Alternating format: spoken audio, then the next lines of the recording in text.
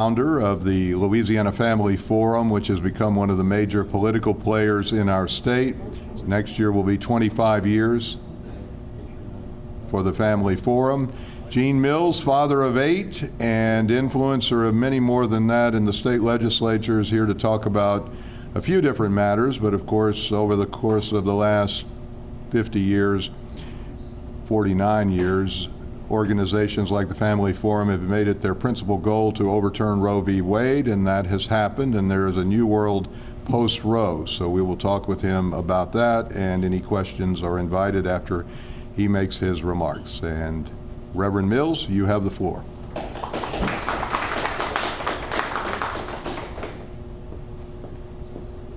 Thank you, Jim, and thank you, ladies and gentlemen. It's an honor to be with you today. I appreciate the opportunity to come talk about some very significant developments that have taken place in Louisiana and around the country. This has been a busy season for us. Can y'all hear me? Is this amplified, or is this just for TV purposes? We can hear you. Okay, very good. That's what I want to make sure. The Family Forum started in 1997, as Jim mentioned, with the primary goal in mind of providing a voice for traditional families throughout the state of Louisiana and in the arena where ideas are made. For those of you who are not familiar with the Forum or our affiliations around the country, we're one of 37 other state family policy councils who communicate and cooperate on issues important.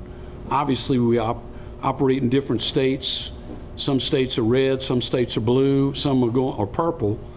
But our goal is to take a message that extends beyond the traditional limits and limitations and talks about issues that traditional families are interested in. We're a nonprofit 501c3 engaged in a wide range of public policy issues for the purposes of strengthening the intact functional family, for the health and well-being of each individual member in the family, and the safety of Louisiana families. Our mission is to persuasively present timeless truths in the centers of influence on issues affecting family through research, communication, and networking. And that's the one thing that we've probably done exceptionally well, because we believe relationships are not a quick thing. Where I'm from, Opelousas, Louisiana, a quick relationship is called an affair. And that's not, we're in the business of creating affairs. We communicate and cooperate with individuals across the state. Often they're decision makers. The two primary categories include pastors through local churches and policymakers, because they're decision makers. Those two influencers often don't communicate on issues that are being discussed unless some intentionality or some persuasive ability is created to link the two categories, and we try to do that. Our vision is to help to build a Louisiana where God is honored, and we're not embarrassed or ashamed, nor do we hide from that. We believe that behind every piece of public policy, somebody's morality is embedded in it. It's just not usually a traditional faith-based morality until and unless somebody with persuasive ability can present that and win over a majority of the votes. And we think that in the arena where ideas are made, your voice and mine ought to equally be heard. So our vision is to help build a Louisiana where God is honored, life is respected, families flourish, and liberty reigns. In 2022, the legislative session was a big win for LFF. Our primary focus is mission engagement in the legislative process, and we saw from our perspective 27 wins. 6 of those were kind of taken away because the governor decided to veto them, but our big 3 sailed through the Capitol, saving or preserving women's sports, preventing biological males from competing against biological females.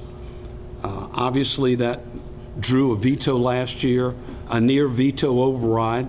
That threat loomed over the entire legislative body, but the governor decided to let it go into law without his signature. That was one of our primary issues.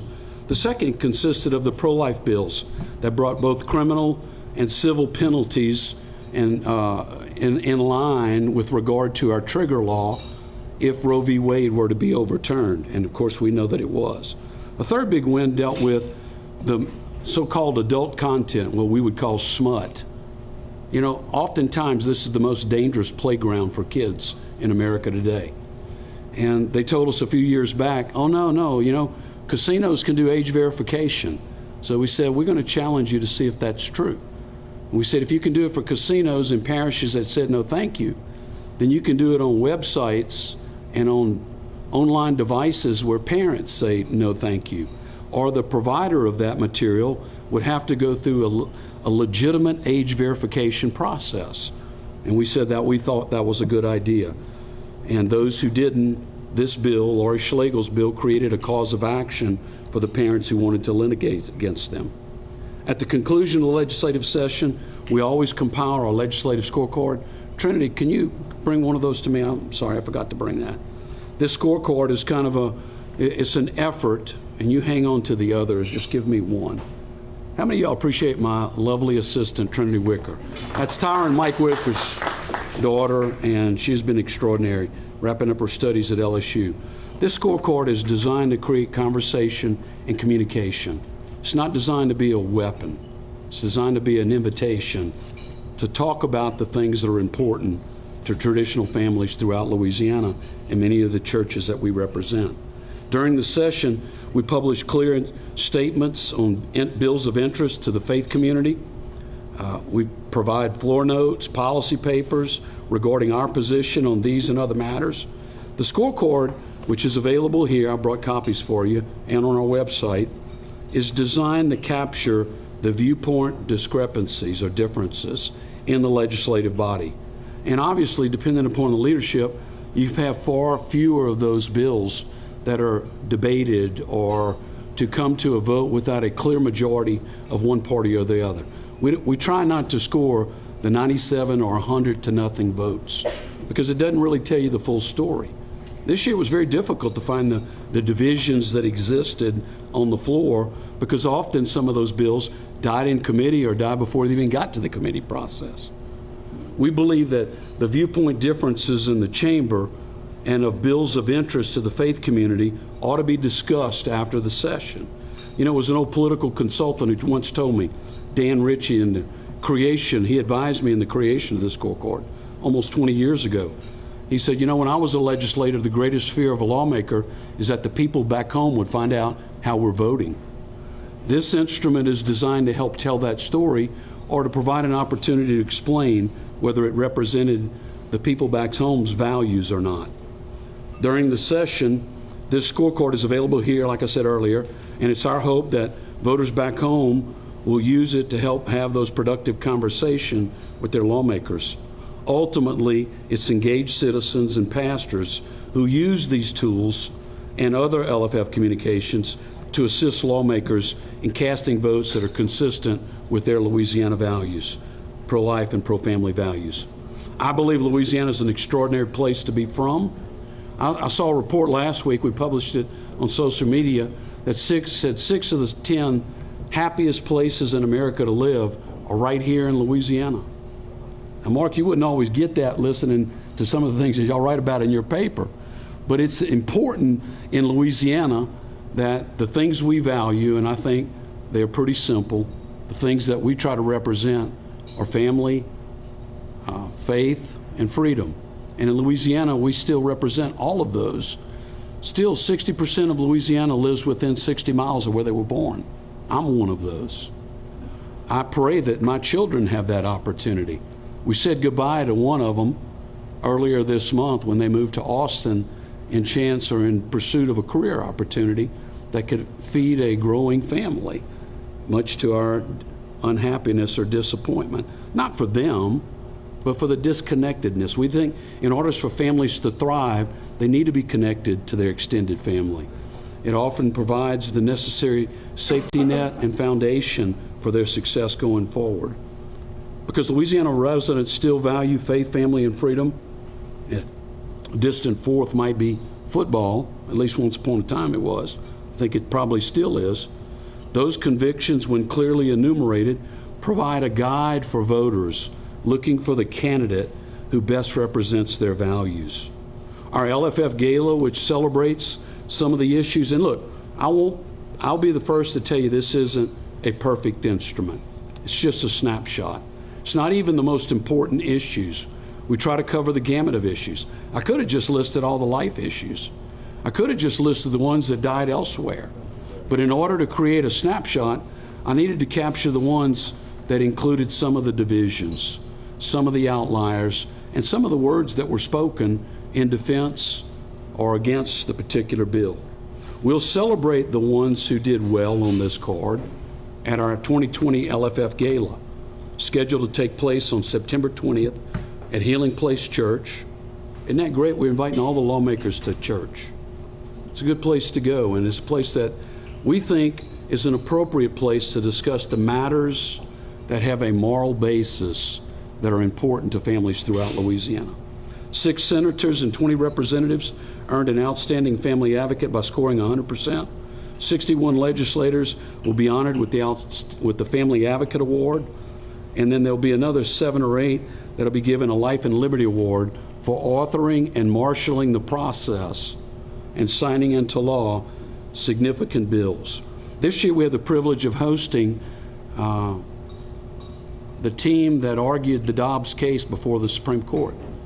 Lynn Fitch, the Mississippi Attorney General, and her right-hand attorney and lead counsel, Solicitor General Scott Stewart, will be at our gala to talk about the significant historical moment. I was with them in D.C. and in Virginia, right before the case was argued, right after it was argued. We actually knelt and prayed as the Supreme Court, top legal brass from around the country of a pro-life venue in nature, knelt and prayed as the court went into private session to decide 3 days after the oral arguments where they were going and what their initial pressures were. Scott is an incredible young man. Lynn has got an exciting story to tell, and we look forward to being able to celebrate with the lawmakers in Louisiana in celebrating this great victory. In a pro-roll Louisiana, and I'll be the first to admit, Jim, you were correct. I've worked my entire adult life for this day. I really have, 39 years. 39 years since I heard the cry of the unborn. And it followed me to bed at night. It followed me on vacation. It followed me to work. It followed me to church. There was no place that I could go where that cry did not escape me. And it motivated and purposed what I felt like God had instructed me to do.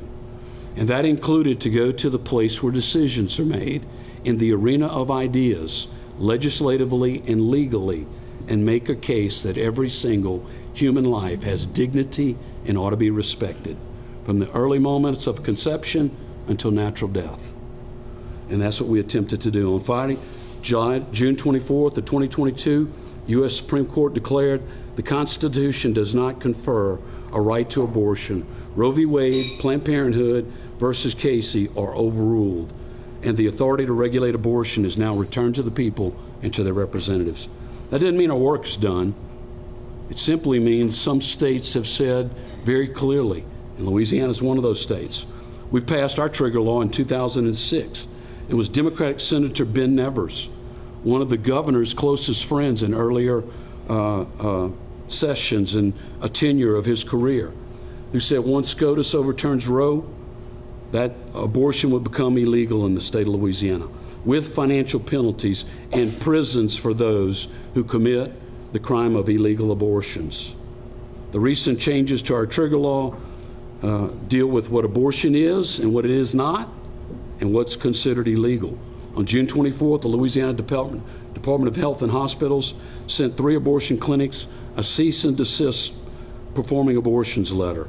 However, the industry, not unexpectedly, has challenged Louisiana's eviction notice. And by the way, I describe this from a family that once owned a small apartment complex in the LSU.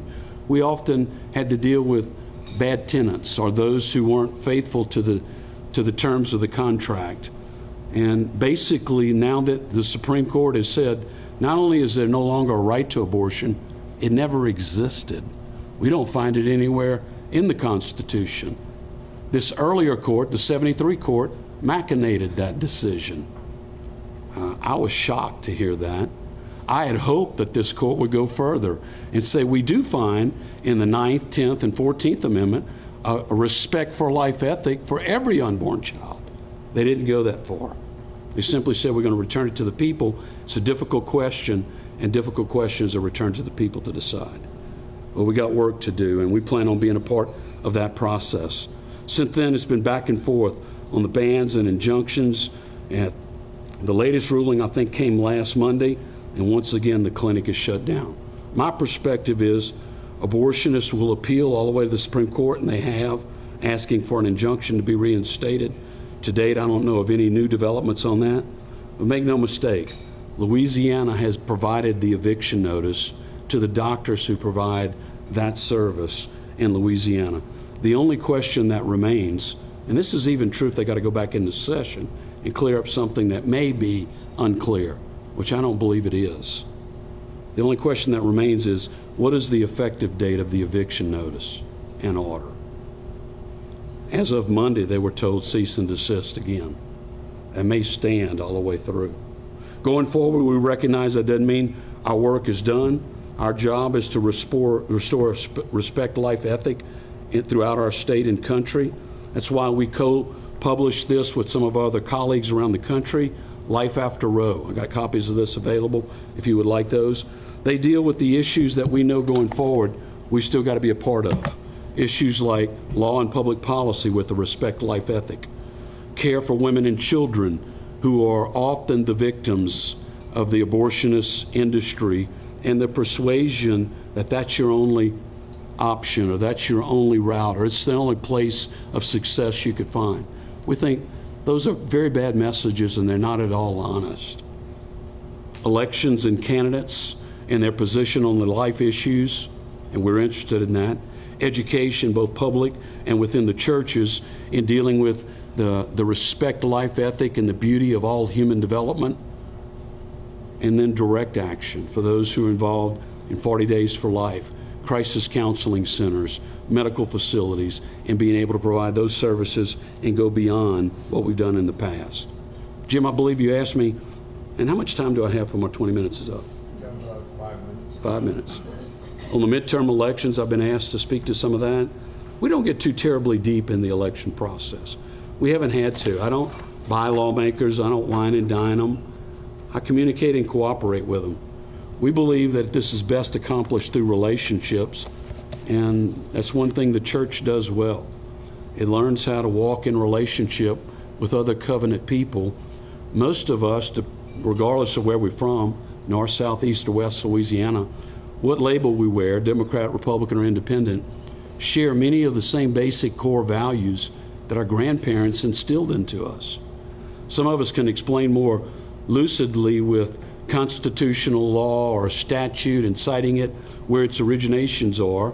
Others can describe philosophically or religiously where the moral precepts, foundations, and principles are derived from. But almost all of us agree collectively on some of the simple things that have been debated under those broad categories of faith, family, and freedom. Now, there's disputes about how do you accomplish this, and I think those are honest conversations. And where a civil dialogue can occur and an honest conversation can be had, best ideas can be put on the table rather than demagogued. And what I've seen in the last 10 or 12 years of the legislative process, particularly at a federal level, is that it's gotten coarser, it's coarsening, and it's much more difficult. The middle ground of communication, not necessarily being in the middle of the road, but the willingness to have a dialogue is where we have failed to keep the lines of communication open and productive. And we hope to change that. On the midterm elections, if I were a betting man, I'd bet on the white horse in the last race. Some of you will get that later.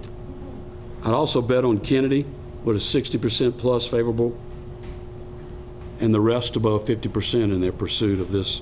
Now, I do understand that my buddy Clay Higgins has some legitimate challenge, and there's a well-funded associate DA who's been engaged in that election.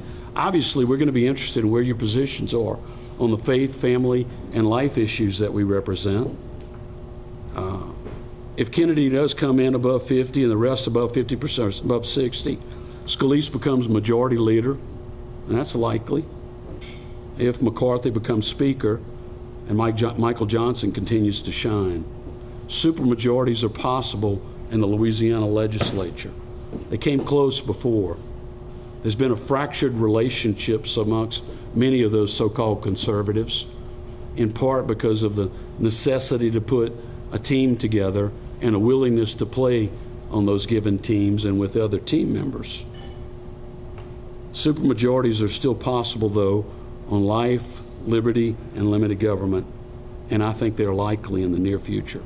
Our focus in the fall elections will be to identify candidates who strongly embrace life, liberty, and limited government, and who reject the extra constitutional policies of late, governance by emergency powers, executive order, bureaucratic rule, or simple coercion and weaponizing the police power of the state or its taxing authority.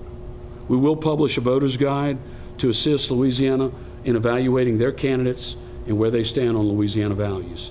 That'll be a zip code driven guide free of charge for whomever is running at a state or federal level. We don't really go much deeper than that because we don't have the bandwidth or the capacity to. Finally, in a matter of days, I'll be floating a paid family leave concept. We think in a post-Roe America and a post-Roe Louisiana, we got to talk seriously about, well, how then do you facilitate these young families or young mothers in accomplishing those goals you've enumerated? We've been engaged in paid family leave for a number of years around the state, and we believe we are looking for conservative solutions to a difficult dilemma that basically needs to be budget neutral, no increase in taxes, and no mandates on businesses or taxpayers. It becomes voluntary. And Senator Bill Cassidy floated an idea a few years ago. Cassidy's idea dealt with a future tax credit and drawing it down in an accelerated manner against the future. That was something we supported. Other ideas have been floated. Obviously, there's some that go much further than that, but we still believe that that dialogue needs to be had. And that's what we've been up to. On a personal note, with 8 kids, there's always a moving target. I said I was going to mention this.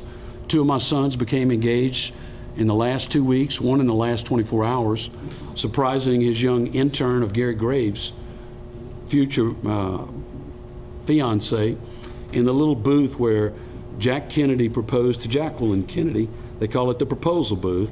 And she dreamed of Camelot and one day going there. And, well, to her surprise and his much well-planned proposal, he showed up, he got his ring, special order on Wednesday night, got his ticket later that night, and on Thursday was on his way to meet her and her family, who were preparing to move her back to Baton Rouge. They excused themselves to go find a restroom as he ushered himself in and surprised her deeply, and to our delight, the lady said yes. So we have another child due, another grandchild due in a matter of about a month. I got 4 reconstructing houses, one coming back from Special Forces where he's doing his emergency field medicine training. One of the guys in his unit came down with COVID, so they all had to go into the timeout box. So there's a lot happening in the Mills household. And I'm delighted to be with you today. If I can answer any questions, I'll try to. Reverend Mills, with laws allowing abortion in many other states, not Louisiana and most of the South, what is the next move? You say the job's not complete. Does that mean you will be advocating a federal ban, maybe going through Congress to have laws passed that would apply to all 50 states? So the question is, with the statement that I made that our job is not complete, I think I'm getting this correct, Jim, correct me if I'm wrong. What is our plan going forward? Is it a federal ban? Is it some other action? I'll be the first to tell you, I would love to see a respect life ethic that flows all the way through America. I think God has given us extra time because some states have gone on record that we do respect life. Now we have to deliver on that. And that's been my message to the churches. My work in Louisiana probably will double or quadruple, at least with regard to our crisis counseling centers, our medical facilities. Their workload is about to go way up. If we do our job well, it should conclude with a favorable result. And we're going to do our level best to make the welcome sign known to Louisiana with regard to those care pregnancy centers and the services they provide, the ability to reach them in the pew and through the local church. We're going to have to learn to do what we did once upon a time. and that is families work together in ministering to the needs of the families that are nearest them, kind of like we do in a storm. So is that a yes as far as advocating a bill that would apply to all 50 states? I think there's going to be a season where it took 50 years for us to get to this place. It took 50 years for this court and a pro-life generation of young people to wake up to the reality. And about 10 years ago, it wasn't about science anymore. It was about public education and understanding. And it was about, hey, look, we're not taking a right away. The court has said it never existed. I think through time, there may be a point in time at which we do get to that. I have a lot of work to do in Louisiana. The 7,000 to 10,000 women that we know sought an abortion last year will need assistance this year, or likely equally in number. And I don't know that we're ready for that. And I think our goal is to get ready. Now, we've been preparing for this moment, and it's finally arrived. And the question is, can we do it effectively? And so, yes, Jim, I think long term, absolutely. I think the law is a teacher. And for years, we always thought if it's legal, it must be moral. And I think there's a season where we got to let that settle in. There are a lot of people that are under deep confusion about what we once said was okay, what we now say is not, and what does that mean going forward? And there are different people who sit in different seats. Those who've made that decision, those who've made it for others, and those who are about to make it going forward. And how do we deal with that? So yeah, I believe it includes all of those things. Yes, ma'am. There have been a lot of comments since the Dobbs decision. There have been a lot of comments publicly from doctors about some of the concerns that they have about provisions of the rewritten anti-abortion law that just passed. And I was just wondering, I knew y'all were involved in some of the language that was developed. Can you talk about how y'all worked on that language with the legislators, and if doctors were involved, were consulted in any way in that conversation? Yeah, look, when you talk about doctors, you're talking about a pretty large group. If you're talking about abortionists, you're not really talking about, from our vantage point, those who would have taken, say, a Hippocratic oath to do no harm. So, yeah, you can get yays and nays from all over the map, but of course, all the resident experts, all the way up the ladder and all the way to a federal level, including our allies at Alliance Defending Freedom and the National Right to Life, and their physicians' assistants have been involved in the decisions and the language that we've crafted. Does that mean that the language is perfect? No, I don't think you ever create something that's perfect on this side of eternity. And law is a blunt instrument as well. Could it have been done better? Maybe it needs to be. I don't suspect that's the case. I think the argument is vague and unclear. And I think on that argument, it's not going to stand. I think our eviction notice is going into effect.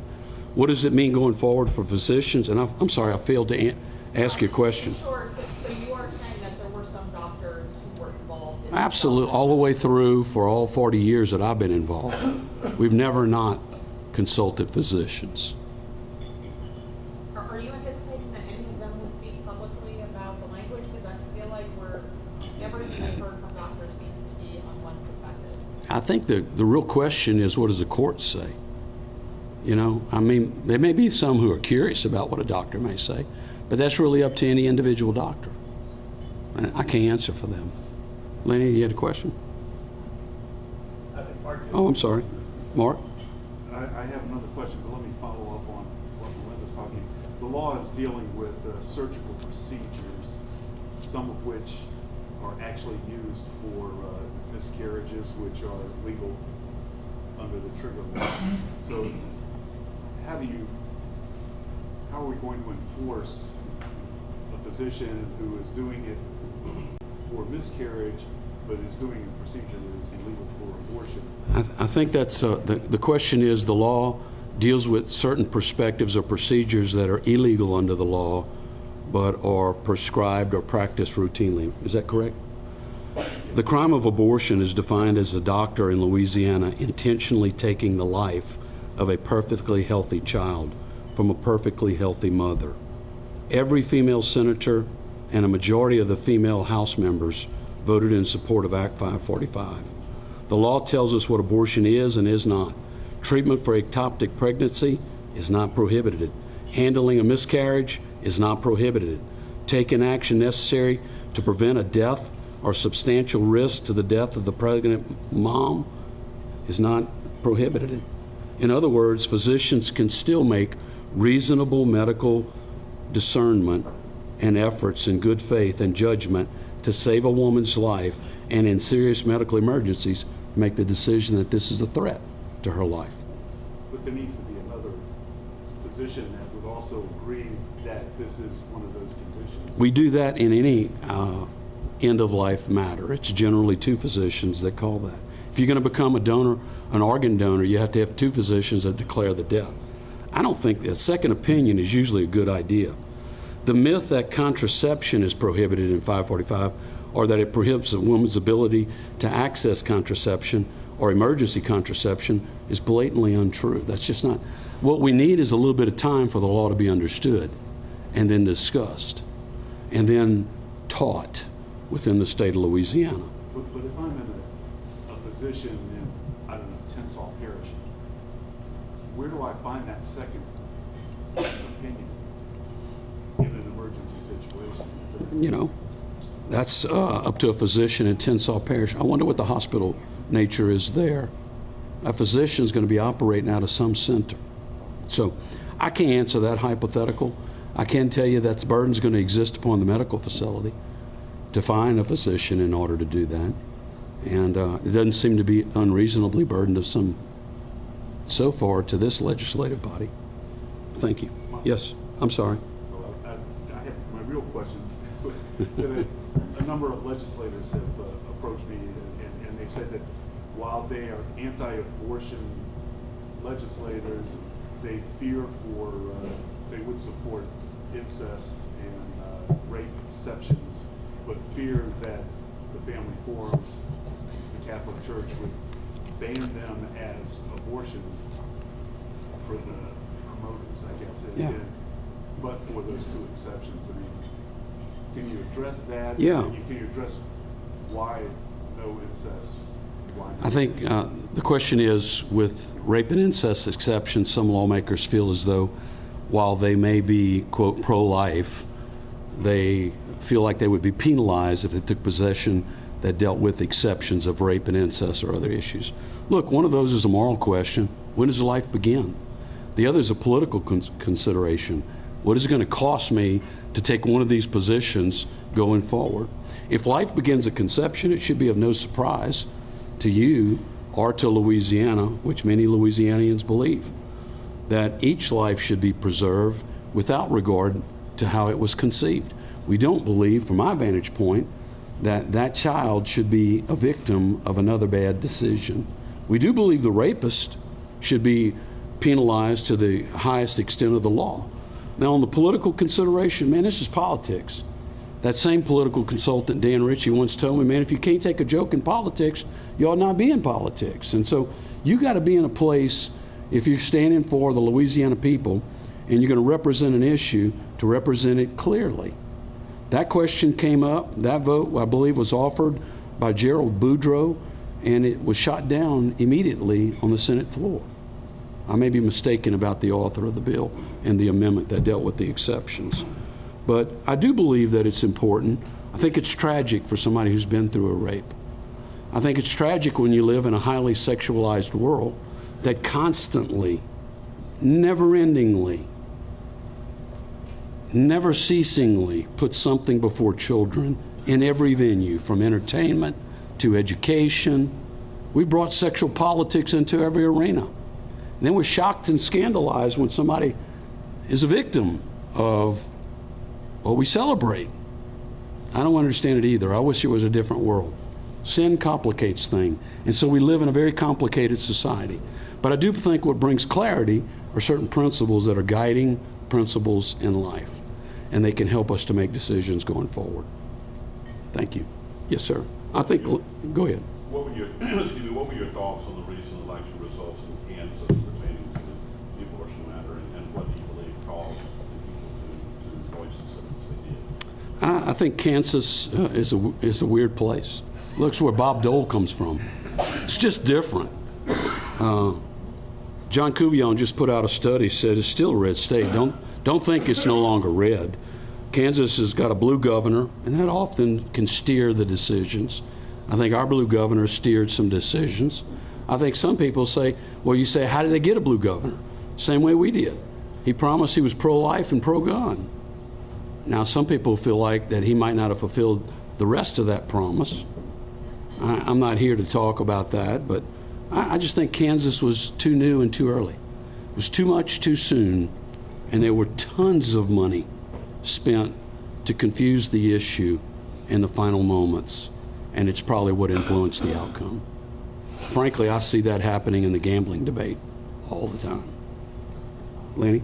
If I can change subjects for a bit, it's not surprising that, given his record in the legislature, that this governor would have vetoed the school choice proposals that he supported. And the legislature itself shot down the more sweeping versions of a couple of those bills. Right.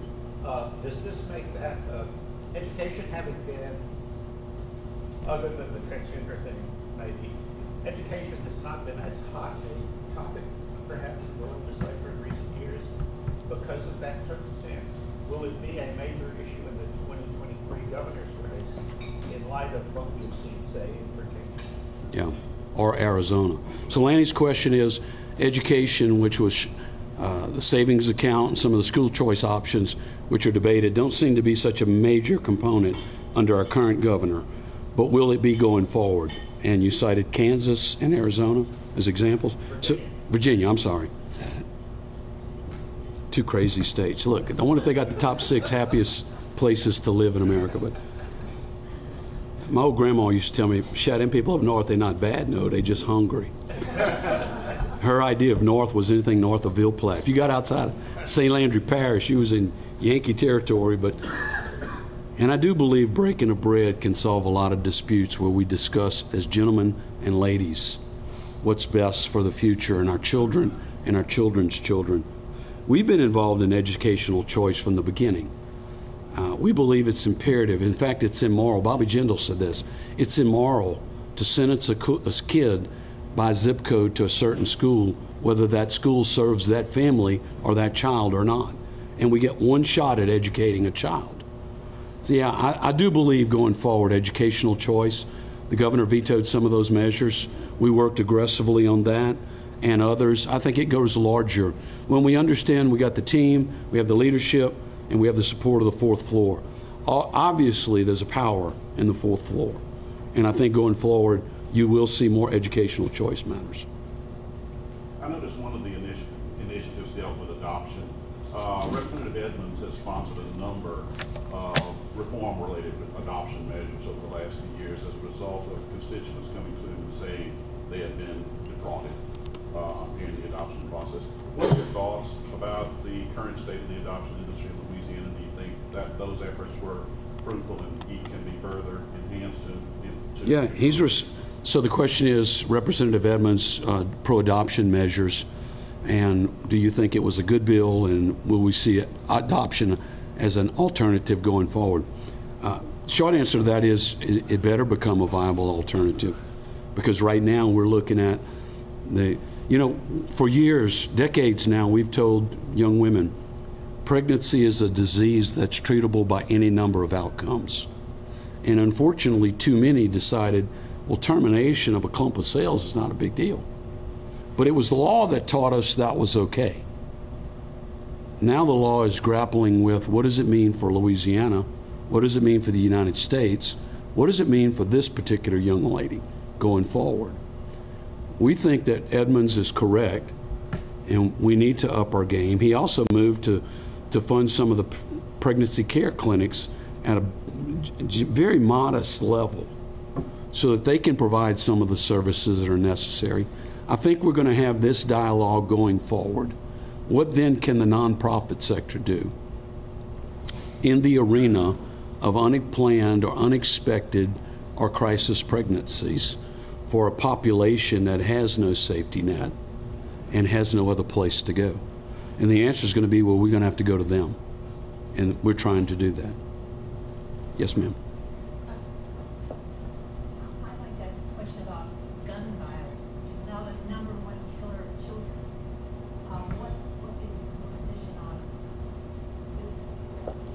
So the question is, gun violence being a #1 killer of children, what is our position on that? Obviously, New Orleans is named one of the deadliest cities in America with regard to the rising crime rate.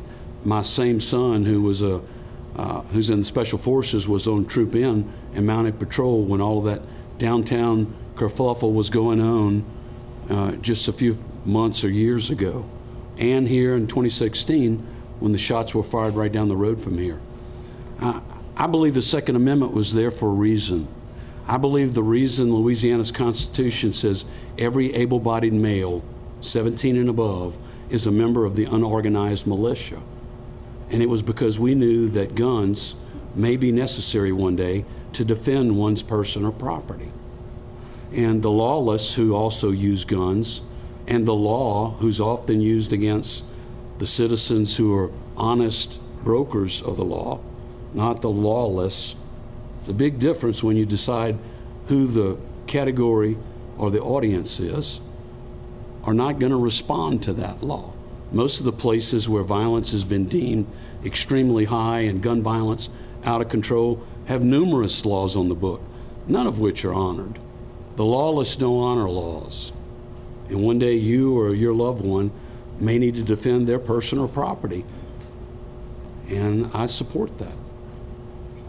I carry today, and I sat at the editorial board just a few years ago for the Morning Advocate, and I told the members of the Advocate the things that y'all have said about me, this is 10 or 15 years ago, which I don't believe are accurate, but I'm here to unpack anything you deem needs to be understood or unpacked better. I'm willing to do it. I said, because some of the things that are said are so inflammatory. I've picked up 5 nails in my driveway and in my office and in my children's vehicles. I got 2 new bullet holes in my building. And I carry today because I'm concerned about the well-being of my children. And to their credit, we came to terms that perhaps our conversation needs to be at a certain level, that we don't demagogue an issue or politicize it. We understand the best ideas of either side, and we try to carry that conversation going forward. I hope I answered your question. Yes, sir. I hate to follow up with a political question again, but upcoming in October, this is the event that you all have again. Given what you say is the purposes, of your organization, is there anything within your mission that requires you to be in attendance at that event to feature those kind of people? What event is that? In October, a gentleman by the name of Jack Soulcat. Can you speak just a little bit louder? Controversial, alt-right conspiracy theory system is right. And we don't know where that is going, but when your organization be comfortably distancing itself from appearances at such events in Louisiana, That's like asking me if I beat up my wife. I never have. Thank you, though. say your buddy Clay Higgins. So No, I said your I congressman. know that guys like that would be there, and I know many of the alt-right conspiracy theorists. Yeah, I don't beat my wife. That our election was not fair. And we'll still never say that Donald Trump lost the election. Will be there. I'm asking, is there anything within the course and scope of your mission? In October? Requires your attendance there, or will your group be comfortably distancing itself from appearances? I don't know what you're talking about. I've never been to one, and I have no plans to. October is hunting season, and it's moving season, and there'll be other things going on. I will be armed, but it'll be for a different purpose. Thank you, sir. Yes, sir. I think you had a question over here, Gary. There's what y'all are involved in, mostly in big stuff right now, the abortion and all the things that are coming up, but there's some things that borderline, because they separate so many people that are conservative, even, when it comes to the death penalty. Came up a couple elections that people say, oh, no, man, this guy, there's no moral in there. Some of the people, the churches, that definitely they're thinking about moral. The question is, we're going to give them people a chance, all right, to repent sometime down the line. So if we kill them, it ain't going to happen. Or the other thing, money-wise, is y'all spend so much money with the people in prison that we're wasting money and wasting time. The other thing is workers' rights. Where y'all come when it comes to time to think about work safety? We all want business here, but business taking advantage of it. The Yeah, governor and I think I them- understand your question. What about them questions? Where does it y'all think? So on the question of judicial reform, we don't think any person is irredeemable. But ultimately, redemption doesn't mean getting out. It means getting right with the Lord. And we can do that right now at any moment. It takes a simple, I'm sorry, Lord. I accept your invitation to salvation. I believe you are the Son of God. You lived a sinless life, and you died for my sins, and I confess you as my Lord and Savior. And by the way, a death penalty has a tendency to accelerate the necessity of that conversation. So I think our earlier founders thought that's not necessarily bad. And they got it biblically from Genesis, where it says, when one man sheds another man's blood, by another shall his blood be shed. And it's reiterated in Romans 13 when it says, and governments are ministers of God to punish evil and reward good. On the question of big government, big tech, look, I think anything big deserves the right to be questioned, examined, and put under a microscope. That can be big education, that could be big media, if it's still big. And that's true at a large level. That's true at a lot of levels. So, yeah, I'm with you on that. I think all men ought to be held accountable. I think that's the way our best likelihood of succeeding is through accountability. And Jim's holding me accountable now. He's kicking me out. Great job. Hey, great job. I do want to thank you. That was a real team. I didn't know. Yeah, I know. Give a praise to the Lord. I don't think it's university in the near future. I don't think we're going to get so far. We'll see. You know, I don't